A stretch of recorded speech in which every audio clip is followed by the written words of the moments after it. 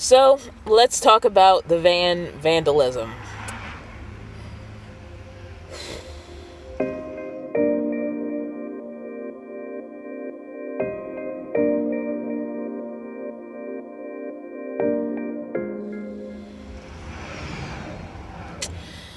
All right.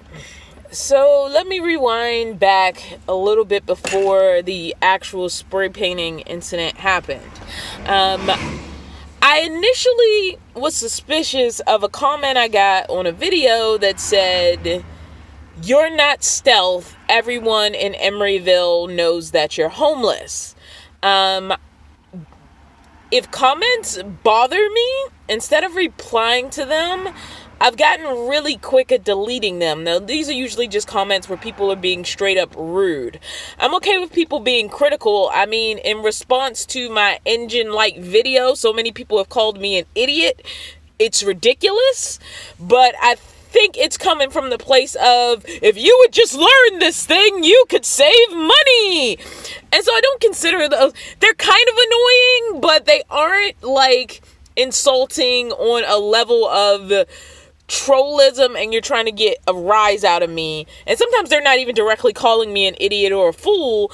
They're just trying to point out why I'm foolish by not doing this other thing that I should have done. And so like I tend to find those as what they see as valid criticisms more so than insults or being mean. But anything that's like hurting my soul, I've taken a lot of your advice and I tend to delete these comments rather quickly. But in this case, I think I shouldn't have, because they might have been evidence of an incident, and I should have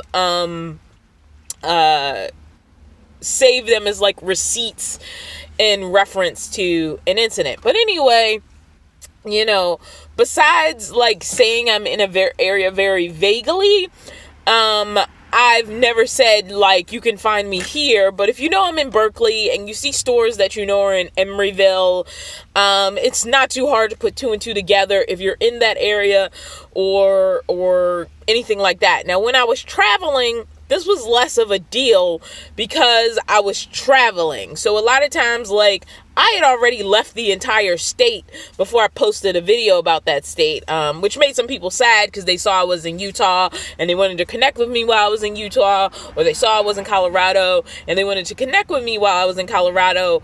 But very intentionally, those videos weren't coming out until I was not even in that area anymore. So when I was traveling, and I started this journey with less followers than I ended sort of my trip back with, it wasn't as big of a deal. It wasn't as big of a deal if you looked at the video and was like, I know exactly where that is, because more than likely I was gone from that area, way before it was ever posted on YouTube. Now, since I've been back in Berkeley, obviously, I've just been in the same area. I've been taking care of some things I need to take care of. And I had always been comfortable at this particular shopping center, even though they have signs up about they have certain signs up, but mostly like I've been able to work in that Home Depot parking lot without being disturbed. I've slept there multiple nights without being disturbed. From the days of living in my car to the days of like switching vans. Like the whole time I was switching vans from the minivan to this van before I got the minivan to its new owner, I was in that parking lot. And I was in that parking lot very obviously working all day and then closing up both vans and then sleeping in this one at night until I finished the process of moving from one van to the other. I'm in this public parking lot in a shopping center. I was never kicked out. So I got very comfortable there, and felt safe because I had a history of being safe in the shopping center. And seeing, basically, I know you're in Emeryville on a public platform was a little scary, even though I think they were just trying to be insulting by calling me homeless. And that was the reason I deleted it right away. And also because it specifically said Emeryville. Like, all of Berkeley is one thing. Specifically saying Emeryville sort of tightens the net around where I was staying. So when the spray paint incident happened, my first thought went back to that comment about Emeryville. And I kind of took it as just like somebody being a jerk, and then I kind of forgot about it. And I unfortunately didn't think, you know what, Dawn, let's stop sleeping in Emeryville. Honestly, it was a convenience thing. There's a bunch of stores there, so almost anything I want access to, I can have access to. Walking around the mall gave me a few thousand steps every night. I had, found corners of the parking lot that are very lightly populated, so I didn't really mind exercising in those corners. And so, it felt like, hey, this is great. I have everything I need here. And I just kind of kept rolling with that. So the night before the spray painting incident happened, I was talking to my friend Valerie on a video chat. We decided that we were going to catch up that night. Since I left Baltimore, we've both had sort of the goal to stay in better contact and such, and so I was going to be talking to her over a video chat that night. And so, like I said, I parked my van, I settled in, we were just chatting, having fun, etc., etc. And there's a minivan beside me, and I already knew this minivan was a camper. I had noticed a solar panel on top, and then a quick glance at it told me somebody was probably living out of it, sleeping out of it, whatever. And it's not unusual in that parking lot to, in a very spread out way, I've seen Class A's crash there overnight. I've seen other people working on vans in that parking lot and then leaving that evening. They were just using it as a workspace. I've seen all kind of things that were temporary, evidence of people being there temporarily and moving on. I've also seen a car I'm pretty sure somebody's living out of, where they put a solar panel out every day. So around this mall, this parking area, I've seen the evidence of people who sleep in their vehicles there frequently to semi-frequently. The same way I was doing, but it's in a very scattered way where it hasn't taken over, and there isn't this clear community of vehicles there. But I could tell this minivan that was parked beside me, was occupied by someone. And I was like, okay, fine. We're both doing the same thing. I didn't really have any deep thought about it. I was just trying to get comfortable so that I could, make this phone call with my friend. And while we were chatting, the car alarm of the minivan went off several times, and the story will eventually become interconnected. It just kept going off, which I thought was annoying, but car alarms go off by accident all the time. This van actually has an alarm on it, and Mickey has set it off because he was playing and he hits the front door, and when he hits the front door, the vehicle takes it, I guess, is unusual, especially since most people would leave the van and hit the alarm button in order to leave the car. So the assumption is there's nothing going on in the car once you hit that alarm button. And so Mickey has set off the alarm in this van several times. I've done it by accident. So the fact that this alarm was going off, I thought, man, they need to figure out their vehicle. I don't know what's happening. And several times my conversation with Valerie paused because we were waiting out this alarm to stop. And it just kept happening, and eventually it kind of died off. And then I think I half heard it. I can sleep through an earthquake, y'all. So yeah, I can dead sleep through some loud sound. I have slept through an earthquake, in fact, maybe more than one. So I think I kind of heard it go off later that night, after the phone call had ended, but I wasn't sure. Like I said, I sleep through a lot of things. When I woke up in the morning, I knew I needed gas. So, I got up in the morning, I fed the cat, I did my little general, wash up, brush my teeth and all that. And honestly, I never got out of the van. The minivan was gone at that point after I'd gotten through all of my morning stuff. I got in the front seat and I proceeded to leave and go to a gas station so I could get gas. I got out of the driver's side door, and And that is when I noticed what looked like a spray of spray paint. It was one strip and then stopped.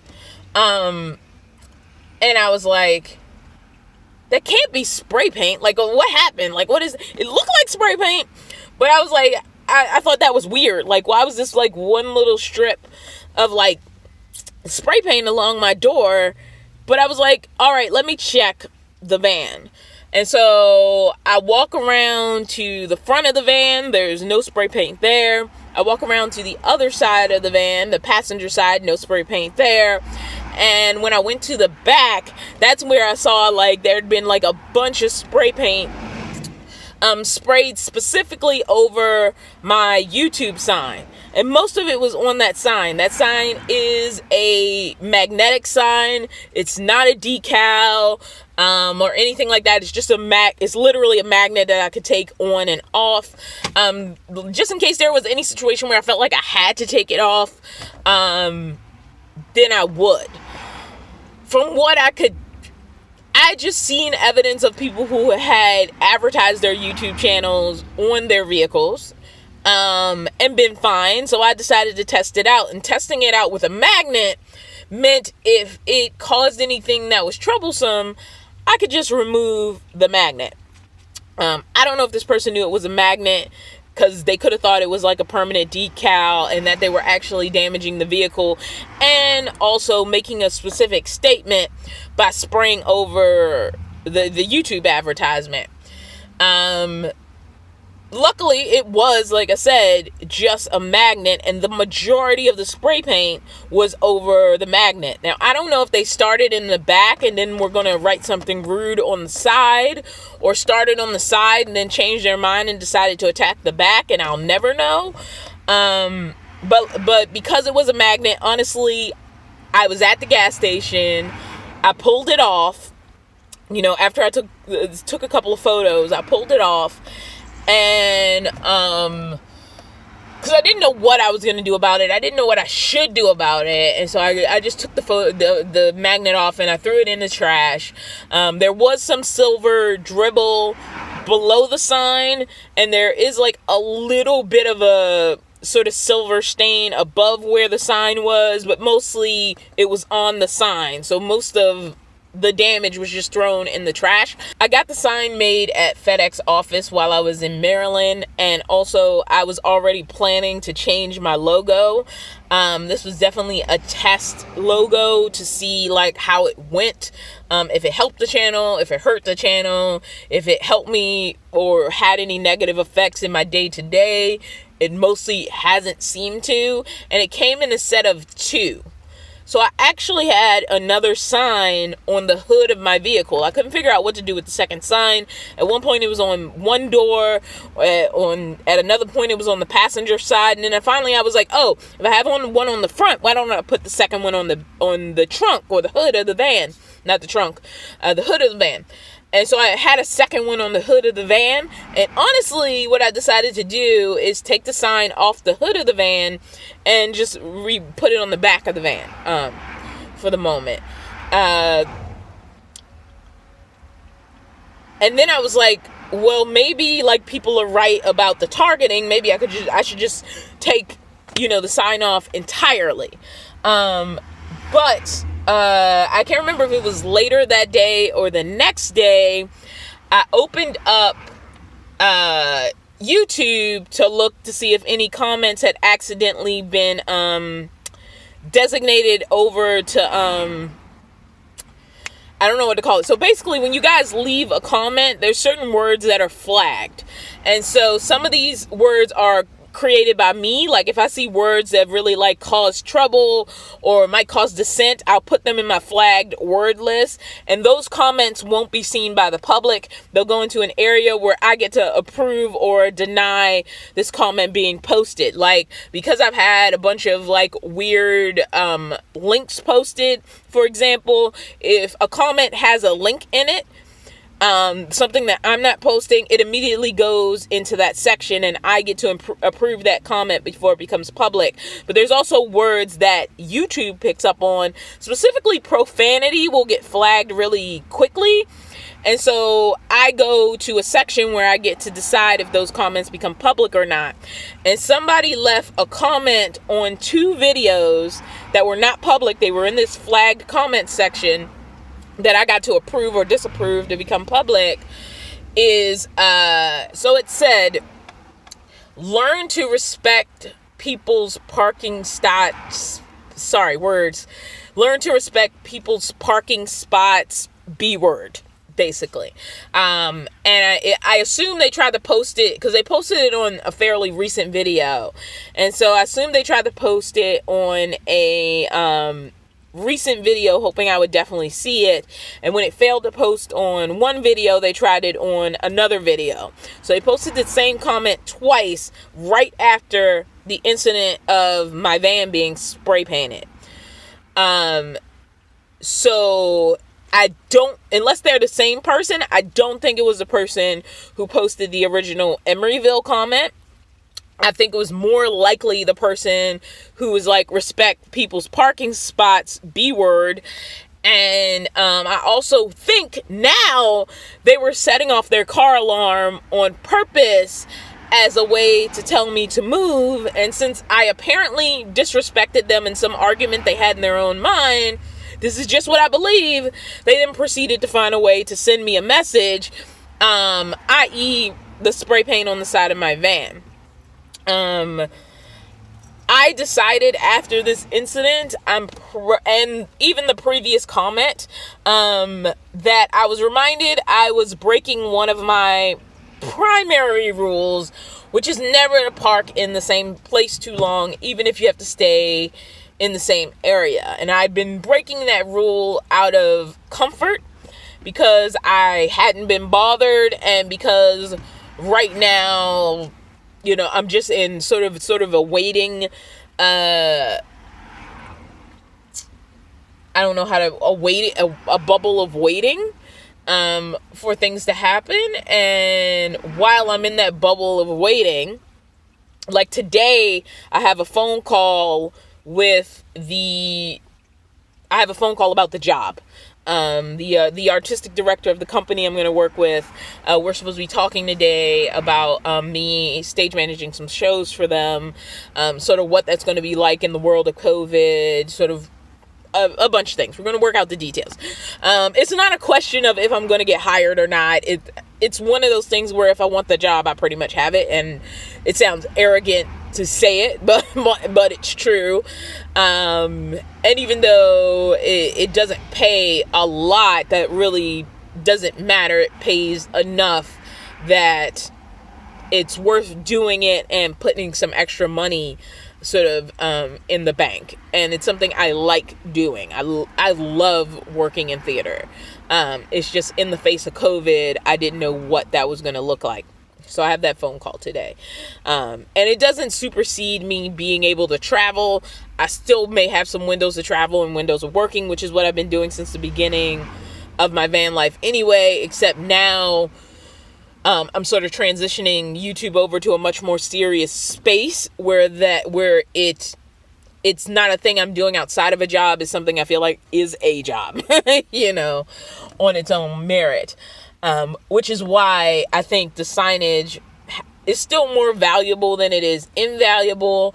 There's been more than a few times where people came up to me because they recognized my channel. I'm not going to say what area I was in, but I was in an area and I was exercising and somebody recognized my van. And they didn't even see the sign. And then they saw me and they had on a COVID mask and they were like, I don't want to touch you, but I watch your channel. So that stuff feels good. I've had people go, oh, this confirmed. I wasn't sure if this was your van, but it is your van. I'm so excited to meet you. I've watched, and I'm not a famous person. Like, it's not like, you know, this happens a lot or every other week, but in the time since I've gotten the sign and traveled across the country, I've had more positives come out of having it than negatives, to be quite honest. I have not been knocked on by the police because of it. And I'm basically saying Vanlife and I'm here, you know, with that sign, and still, like, it has not increased knocks. I have not been asked to leave anywhere because of it. And I feel like if I didn't have the sign on the back of my van, the van itself actually would have got spray painted instead of the sign. And I think because of the sign, which was a magnetic sign that I could easily remove, the damage to the van was actually minimized by its presence. And if I am right, and this person who felt like I violated their parking space is in fact the perpetrator of the incident, then it really is irrelevant if my van was labeled or not. It was more like, I can see you're doing what I'm doing, but you're also doing it in what I consider my space, which is ridiculous because it's literally a public mall parking lot where technically neither of us are supposed to be sleeping overnight, and we both should just be grateful that we're getting away with it. So I don't know. Like, it's not a campground. Like, I get it. If you're, like, out on BLM land and you know there's, like, plenty of space and, like, some rude person, you know, parks, you know, enough of a distance from you that you can hear all of their annoying noise and you don't want any of that, I can see being annoyed by that. I was actually parked where I was parked first, and then this minivan pulled up, because when I parked where I was parked, nobody else was there. And I guess, like, this person was maybe pulling in for their night spot. As a, you know, city van dweller, it's very common that where you spend your day is not going to be where you're sleeping that night. You keep those two spaces separate, you know, for reasons. You want to look like the person who comes and goes and isn't staying and isn't, like, permanently trying to take over a spot, because honestly that leads to more trouble than anything. Which is another reason I wasn't always parking in the same place, even within that mall. Like, I was shifted around a little bit. And that was the first day I'd ever parked in that spot. It wasn't even like this was a pervasive, like, incident over, like, many days. Unless they were offended by me exercising in the parking lot, which maybe is even more quote-unquote advertisement than just pulling in and quietly hiding in my van. Which, you know, I was like, well, I'm going to try this. If nobody tells me to leave, I'm going to assume it's fine. Well, I'm going to try this. If nobody tells me to leave, I'm going to assume it's fine. And I live a lot of my van life that way, because I don't want to be a person who's like, what's the point of van life? City, country, BLM land, you know, national forest. What is the point if you're just hiding in this tin can?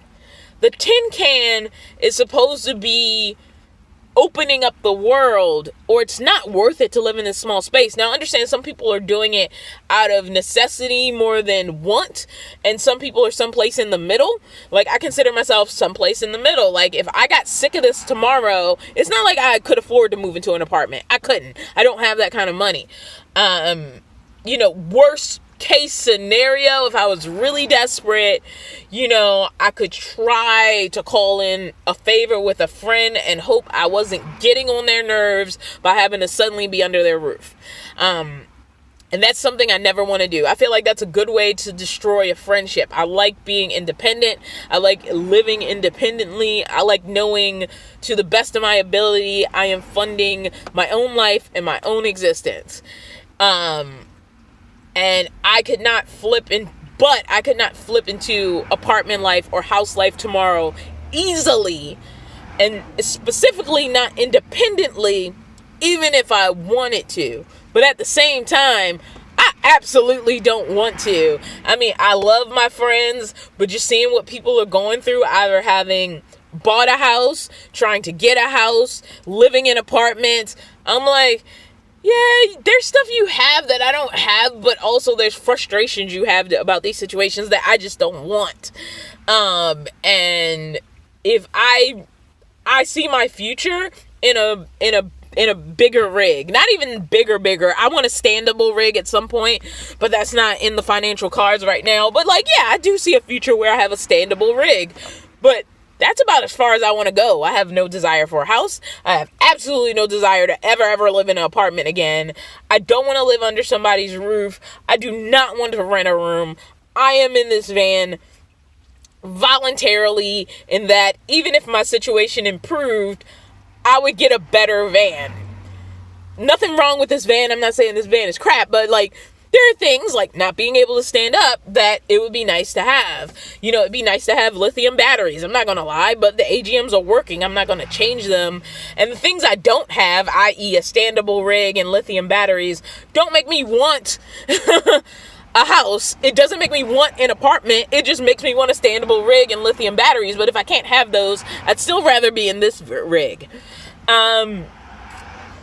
So I'm not scared to continue forward because, you know, neighbors get pissed off at you and do petty things in house life too.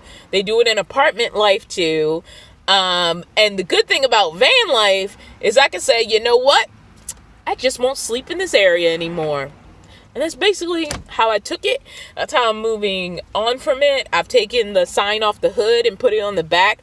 Eventually, I will be getting a new logo made with the new design, which has Mickey in it. And so, you know, it is what it is. And it allowed the magnet to really serve its purpose, which was a test of like how problematic is this going to be versus beneficial to me advertising. I still feel like overall there's been more benefits than negatives. And I do feel like I was attacked not for having a YouTube channel or advertising a YouTube channel, but because somebody felt I had violated their parking space.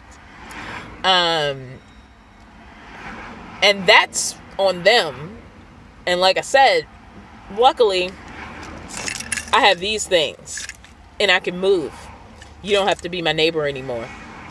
Alright, I'll see you guys in the next video.